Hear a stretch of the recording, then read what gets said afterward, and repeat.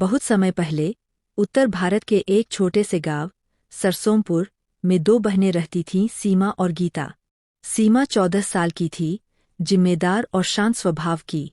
गीता 8 साल की थी, नटखट और चंचल।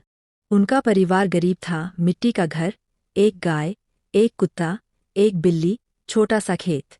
पिता दिन भर खेत में काम करते और माँ घर के कामकाज व पशुओं की देखभाल करती थीं। सुबह का समय बहुत सुंदर होता था। सीमा जल्दी उठ जाती। वह चूल्हा जलाती, माँ की मदद करती।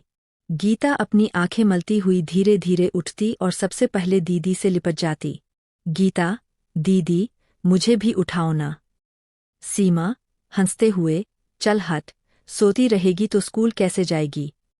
वो पास के सरकारी स्कूल में पढ़ती थीं। दोनों बहनें रोज खुशी से स्कूल जाती। स्कूल के रास्ते में खेत, जंगल, नारियल के पेड़ पड़ते। दोनों बातें करते हुए स्कूल जातीं। एक दिन स्कूल में टीचर ने पूछा। टीचर बोले, सीमा, तुम बड़ी होकर क्या बनोगी। सीमा ने जवाब दिया, मैडम, मैं टीचर बनूंगी। टीचर ने पूछा, क्यों तुम टीचर बनना चाहती हो। सीमा बोली, ताकि हमारे गांव की हर लड़की पढ़ सके।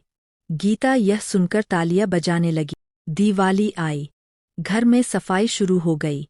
दोनों बहनें माँ की मदद कर रही थी। सीमा बर्तन साफ कर रही थी तो गीता झाड़ू लगा रही थी।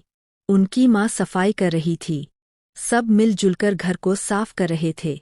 सीमा ने बहुत ही प्यारी रंगोली बनाई। गीता उसके पास खड़े रहकर देख रही थी और तालियां बजा रही थी। दोनों बहनों का प्यार देखकर उनकी माँ मन ही मन बोली, भगवान करे इन दोनों बहनों का प्यार यूं ही बना रहे। अगले दिन गीता खेतों में खेल रही थी। अचानक वह फिसलकर गिर पड़ी। वह बहुत डर गई थी। सीमा भी वही घूम रही थी। गीता गिर गई यह देखकर सीमा दौड़ी। उसने गीता की उठाया। सीमा रोते हुए बोली, अगर तुझे कुछ ज्यादा लग जाता तो मैं क्या करती। गीता ने उसे कहा, दीदी, मैं जानती थी तुम आओगी। कुछ दिनों बाद उनके पिता बीमार पड़ गए। घर का खर्चा चलाना मुश्किल हो गया। गीता की माँ बोली, अब हमारा गुजारा कैसे होगा। उसने खेत में मजदूरी करनी शुरू की। सीमा भी स्कूल के बाद माँ के साथ खेतों में काम करने लगी। गीता घर संभालती। दोनों का बचपन अचानक जिम्मेदारियों में बदल गया। रात को दोनों एक ही गद्दे पर सोई थी। सीमा चुपचाप थी। गीता सीमा से बोली, दीदी, भगवान सब ठीक करेगा, मैं हूं ना। उसके बाद दोनों सो जाती। धीरे धीरे समय बीतता गया। सीमा और गीता बड़े हो गए। सीमा ने 12वीं में पूरे जिले में पहला स्थान हासिल किया। स्कूल में उसका सम्मान हुआ। टीचर मव सीमा को सबके सामने सम्मानित किया। टीचर ने पूरे क्लास के सामने कहा कि सीमा पूरे जिले में फर्स्ट आई है और सीमा को स्कॉलरशिप मिली है। उसका दाखिला जल्दी ही अच्छे कॉलेज में हो जाएगा। सब तालियां बजाने लगे। एक दिन उनके घर रिश्ता आया। लड़का और लड़के के पिताजी ने सीमा को देखा और कहा, लड़की तो पढ़ी लिखी भी है, अच्छी है, होशियार भी है। वो सब ठीक है पर दहेज, दहेज मिलेगा क्या। पिता ने दुखी होकर सिर झुका लिया। वह बोले, मेरे पास देने के लिए दहेज नहीं है, सिर्फ मेरी परी सी होशियार बेटी है। सीमा ने मना कर दिया। सीमा की पिता ये देखकर दुखी हो गए। सीमा बोली, मैं अभी शादी नहीं करूंगी, पहले नौकरी करूंगी, फिर गीता को पढ़ाऊंगी। यह सुनकर लड़के वाले वहां से चले गए।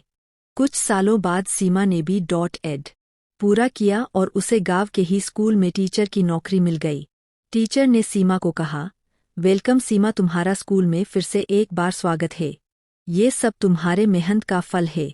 सीमा उन्हें धन्यवाद करती है। अब गीता भी 12वीं में थी।